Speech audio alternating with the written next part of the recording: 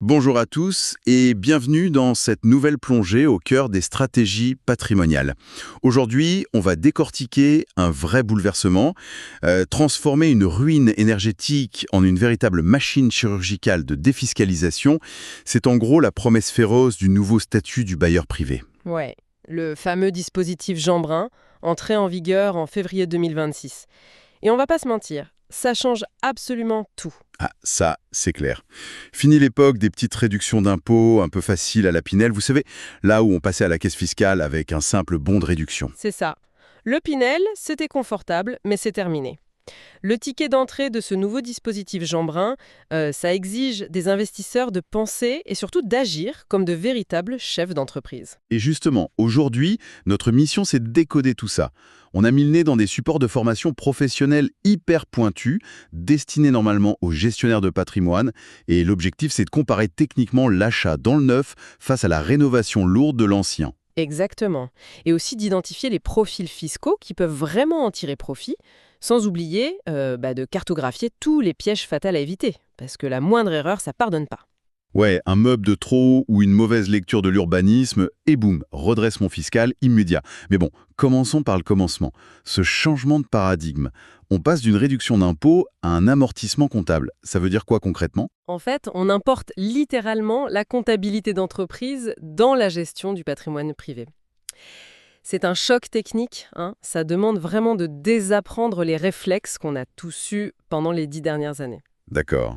Donc, si on prend une analogie simple, une compagnie aérienne, elle amortit l'usure de ses avions sur 10 ans pour faire baisser son bénéfice imposable. Absolument. Et bien là, avec le Jeanbrun, l'État autorise enfin le particulier à faire exactement la même chose avec son appartement. On part du principe que le bâtiment vieillit, qu'il perd de sa valeur, et pouf, cette perte devient une charge déductible. Voilà, c'est le cœur de la mécanique. Et sur le papier, c'est redoutable. L'investisseur va pouvoir déduire chaque année entre 3,5 et 5,5% de la valeur de son bien. Et ça directement de ses revenus fonciers. Attendez, 5,5% chaque année, c'est énorme. Oui, mais attention, il y a une subtilité technique qu'il faut capter tout de suite. C'est la fameuse règle des 80%.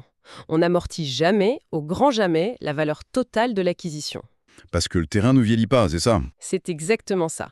L'administration fiscale considère forfaitairement que le terrain représente 20% du prix.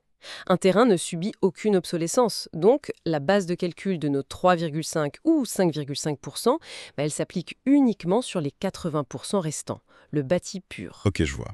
Et j'ai vu dans les documents qu'il y a des plafonds aussi, non? Oui, un plafond de déduction annuel fixé entre 8 000 et 12 000 euros.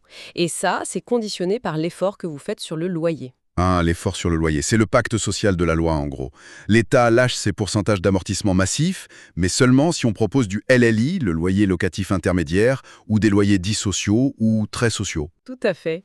Et le gros avantage, Tunnel, c'est qu'il n'y a plus ce zonage restrictif. Ça s'applique partout en France. Vous pouvez aller chercher des rentabilités brutes bien meilleures dans des villes moyennes en province. À condition de respecter le plafond de loyer local, évidemment. Évidemment. Mais là, il y a un truc qui me chiffonne. Et je pense que beaucoup de ceux qui nous écoutent se posent la question.